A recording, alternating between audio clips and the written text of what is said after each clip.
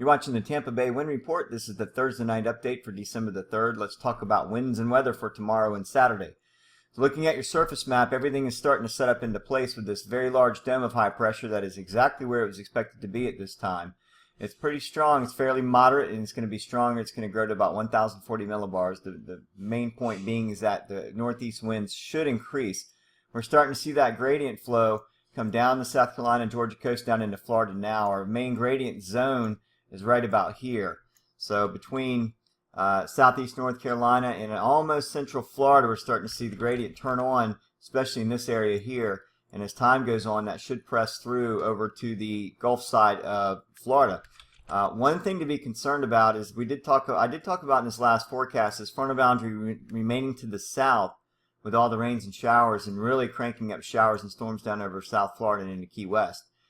Some of those are pushing up from the south and along that northeasterly flow.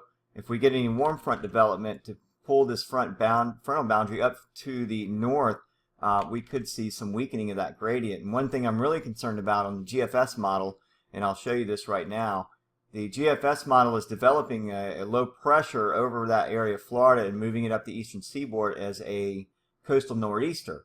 So I'm going to run this model and show you that in time we see a little trough developing over here in South Florida.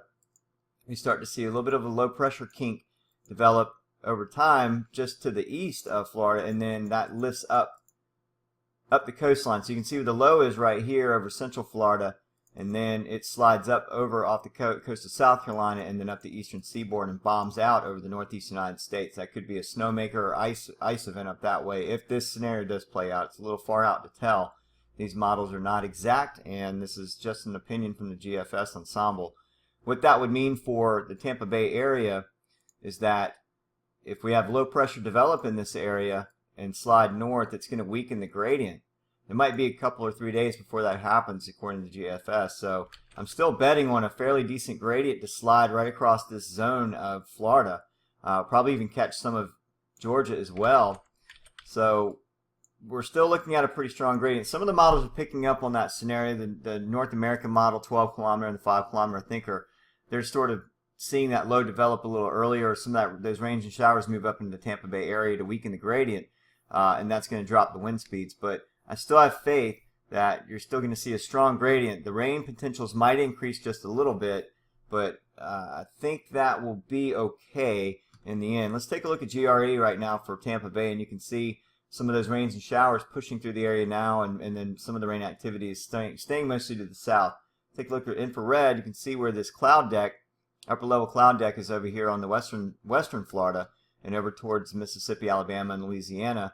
That's ideally where we would want to be right now, is in this zone. Let me edit this map right here. Ideally, we want to be in this zone right here. That's a drier zone with mid to upper level clouding that creates an intensified pressure gradient. And we're seeing that right now up off of Charleston, South Carolina, and up into southeast North Carolina and Georgia, and down into Jacksonville.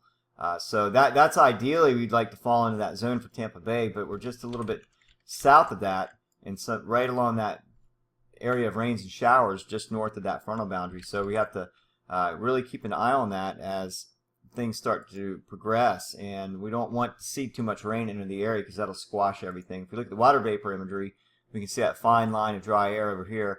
The preferred area would be like where Pensacola is right now. That would be the preferred area to see that strongest gradient build, and that's hopefully where Tampa Bay will be on Saturday.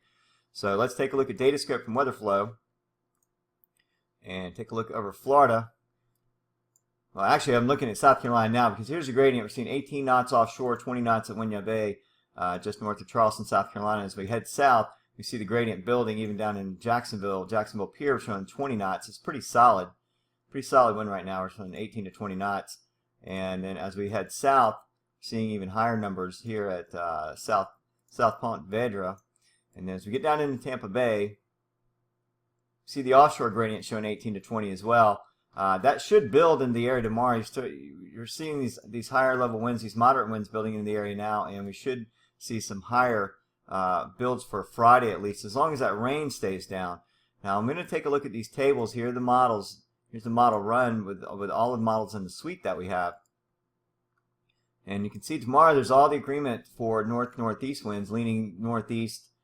Some of that keeps it north-northeast. It just depends on that boundary that's to our south. I think for tomorrow, models are starting to disagree on the speeds because of the rain and the showers in the area and possibly embedded low pressures within those areas of rain. So they start to get a little bit jumpy when something like this happens. I'm kind of banking on the GFS model. If we look at, let me blow this up just a little bit. We look at the NAM North American model 5 kilometer and it goes out through Saturday. You can see some jumpiness in that field right here, where tomorrow, if we start to see some weakening winds, we'll know that this model might be on track. However, I'm really kind of going off the GFS for this whole event, and the gradient remaining tight through the area through tomorrow and even into Saturday, showing 17 knots. If the gradient does remain tight and we stay on the drier side for Tampa, then I'm still saying 20 to 25 knots. So earlier I said 22 to 27.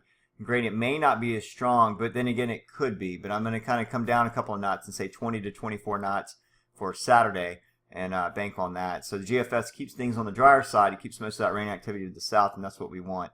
So I'll try to stop back in tomorrow for another update for the Tampa Bay area and take a look. We'll know a little bit more tomorrow within the next 12 to 24 hours of exactly what's going on in that area. We'll have to watch that frontal boundary just to the south a lot more over the next half a day or so to find out what its intentions and what its behavior is going to be.